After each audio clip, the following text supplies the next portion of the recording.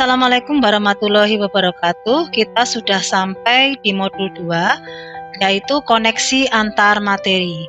Di mana pada koneksi antar materi, kita akan membuat refleksi dan pemahaman keseluruhan modul 2, bagaimana coaching membantu profesi saya sebagai guru menjalankan pendidikan yang berpihak kepada murid. Peran guru sangat penting karena guru adalah aktor utama dalam menuntun murid dalam proses pembelajaran. Program guru penggerak dan esensi tentang Merdeka Belajar membuat guru harus lebih dahulu menguasai konsep kemerdekaan berpikir sebelum menuntun murid-muridnya, sehingga guru diharapkan lebih kreatif dan inovatif dalam mengimplementasikannya dalam proses pembelajaran di sekolah berdasarkan kompetensi dan kurikulum yang ada. Tentang kompetensi sosial dan emosional, peran guru juga sangat penting dalam mengeksplorasi berbagai pengalaman yang dapat mengembangkan aspek sosial dan emosional murid.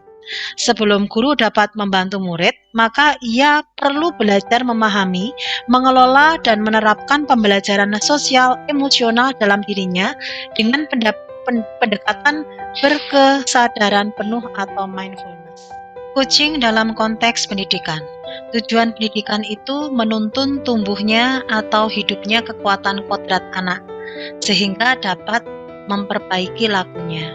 Menurut Ki Hajar Dewantara, peran coach atau guru menuntun segala kekuatan kodrat atau potensi agar mencapai keselamatan dan kebahagiaan sebagai manusia maupun anggota masyarakat. Dalam proses coaching, murid diberi kebebasan, sedangkan pendidikan dapat memberikan tuntunan melalui pertanyaan-pertanyaan reflektif agar kekuatan kodrat murid terpancar dari dirinya. Coaching yang kita pelajari pada modul 2 adalah coaching model Tirta.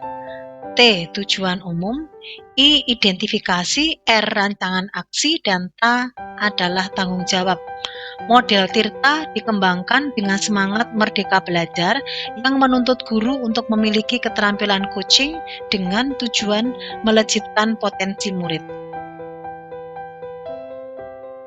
Ada 4 kelompok kompetensi dasar bagi coach. Coach harus memiliki keterampilan membangun dasar proses coaching. 2. Coach memiliki keterampilan membangun hubungan baik. 3. Coach memiliki keterampilan berkomunikasi. Dan yang keempat, coach memiliki keterampilan memfasilitasi pembelajaran.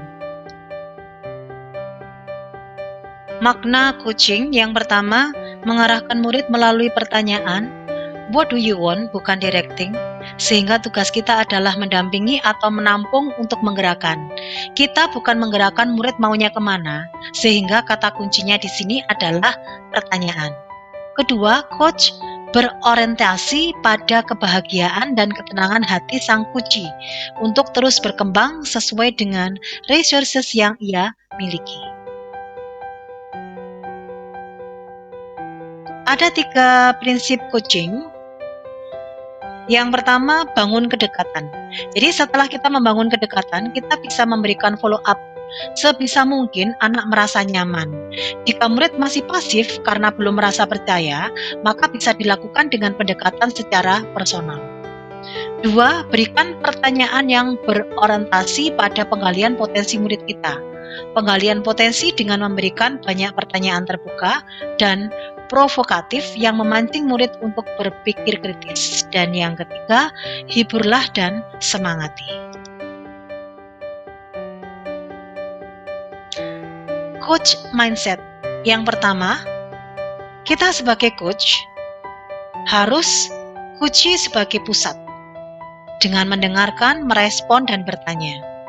Kita sebagai coach terbuka dan ingin lebih tahu banyak.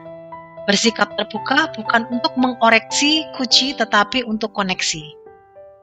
Sebagai coach, saya mengalami semua yang terjadi setiap saat, menjaga kenetralan dan objektivitas. Sebagai coach, saya membantu coach melihat peluang-peluang baru, membantu coach untuk mengembangkan pemikiran ke depan, bukan mengajukan pertanyaan untuk menilai dan melihat ke belakang.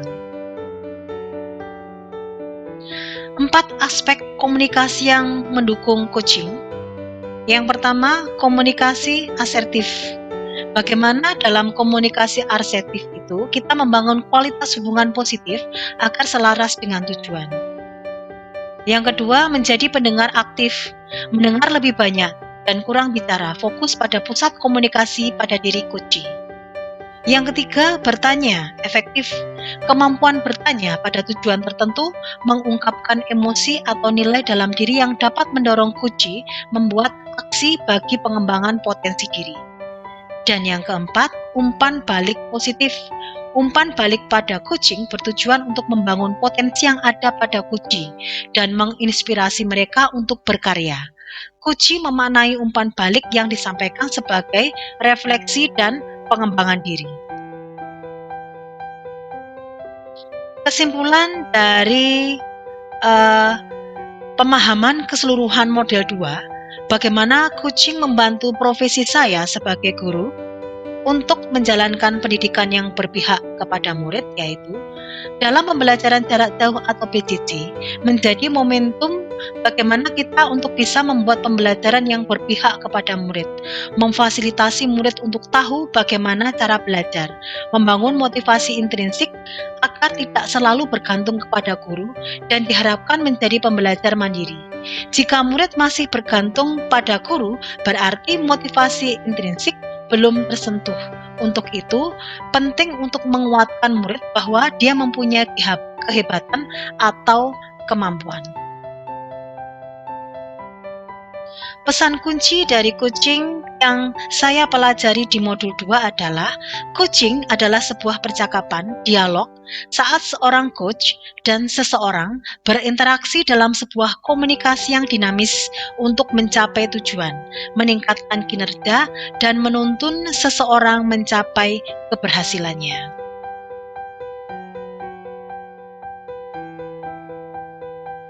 Terima kasih. Wassalamualaikum warahmatullahi wabarakatuh. Salam guru penggerak Merdeka Belajar.